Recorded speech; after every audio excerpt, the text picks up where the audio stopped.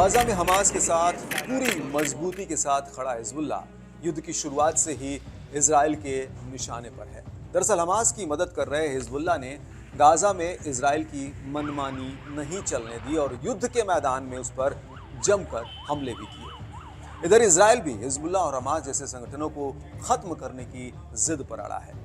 अब Israel defence force यानी IDF ने दहिया में हिजबुल्लाह के 30 से अधिक ठिकानों पर हमला किया है। इन हमलों में बेरूत में हिजबुल्लाह से जुड़े हथियार, डिपो और अन्य ठिकानों को निशाना बनाया गया। हेलो दोस्तों, मैं हूं अरविंद योगराज। इजराइल फिलिस्तीनी युद्ध से जुड़ा ये कड़क अपडेट है और साथ में इससे होने वाले खतरनाक असर को भी बताने जा रहे हैं, जो इस युद्ध को अलग मोड़ देने जा रहा है, जहां का नजारा बेहद भयावह हो सकता है।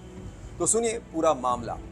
इजरायली सेना ने गुरुवार शाम घोषणा की कि आईडीएफ ने दहिया में हिजबुल्लाह के हथियार भंडारण वाले अड्डों को निशाना बनाते हुए ताबड़तोड़ कई हमले किए। आईडीएफ की माने तो हिजबुल्लाह के जो ठिकाने इजरायली सेना के निशाने पर थे वो सभी घनी आबादी वाले क्षेत्रों में स्थित थे।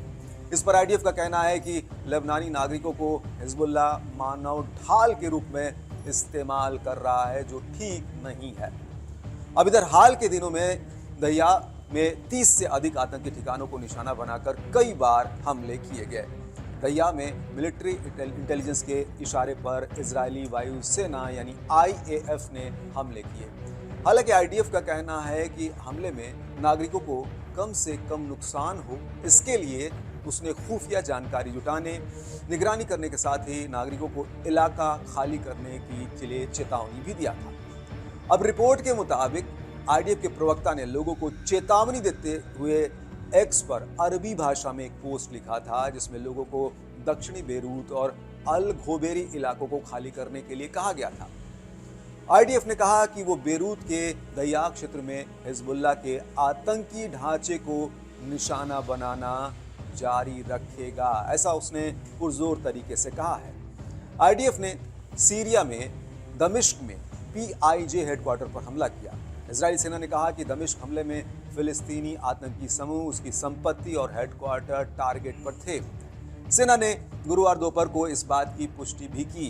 इजरायली वायुसेना के लड़ाकू विमानों ने सीरिया के दमिश्क में हिजबुल्लाह से जुड़े ठिकानों पर हमला किया। सीरिया की राजधानी दमिश्क में कई रिहायशी बिल्डिंगों पर गुरुवार को किए गए इजरायली हमलों में कम से कम 15 लोग मारे गए और 16 घायल हो गए। ये जानकारी राज्य समाचार एजेंसी सना ने एक सीरियाई सैन्य सोर्स के हवाले से दिया है। अच्छा, आगे बढ़ने से पहले अगर आप इस चैनल पर नए हैं, देश दुनिया की खबरें जानना आपको अच्छा लगता है तो इसे सब्सक्राइब कर लें, घंटी के निशान को भी दबाकर ऑल कर लें, क्योंकि कड़क खबरों की भरमार है यहाँ पर। अब आगे बढ़ते हैं। अब यहाँ एक पहलू और है। इस दौरान इजरायली सेना ने सीरिया पर आतंकी समूह को संरक्षण देने का आरोप लगाया है। उसका मानना है कि लेबनान के हिजबुल्लाह और सीरिया में स्थित ईरान के रिवोल्यूशनरी गार्ड के कमांडर माजे में रहते हैं। कहा यह भी जा रहा है कि ये सभी लोग हाल ही में हुए हमलों के बाद भाग गए थे, जिनमें ग्रुप के कुछ प्रमुख लोग मारे भी गए थे।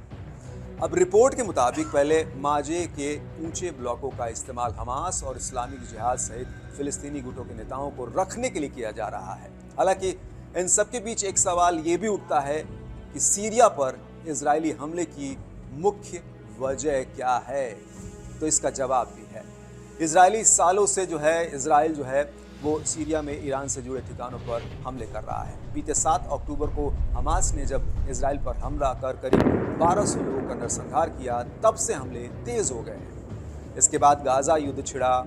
इससे गाजा और हमास के समर्थन में आने वाले सभी देश और समूह इजराइल के निशाने पर हैं। और सीरिया पर तो पहले से ही ईरानी समर्थन वाले हिजबुल्लाह, हूती जैसे समूहों के समर्थन और उनकी मदद करने के आरोप लगते रहे।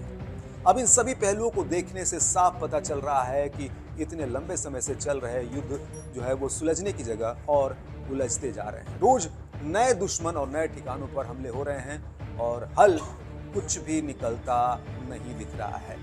ये डर भी बना हुआ है कि पता नहीं कब विश्व युद्ध की स्थिति ना बन जाए।